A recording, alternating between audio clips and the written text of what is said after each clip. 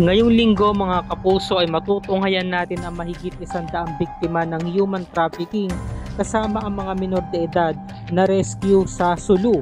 Ang ilan sa mga biktima sa pilitan di umanong pinapagamit ng illegal na droga para mas maging ganado sa kanilang pagtatrabaho. Ayon sa istorya, 14 na taon kami roon. Nag-recruit sila, mabuti raw kasi ang pamumuhay doon. Ang purpose talaga namin ay mangisda. Kung hindi naman kami nagpapalaot, hindi nila kami bibigyan ng bigas at pangkape. Nangungutan lang kami sa kanila. Sinasabihan lang yung iba sa amin na gumamit kayo ng illegal na droga para malusog kayo. Araw-araw kaming gumagamit ng illegal na droga para lang makalaot kami ng derecho. Napipilitan kami dahil sa pagod. Ito ang mga isiniwalat ni Ray. At ito pa ang isang pagpapatulay ni Jean Rose.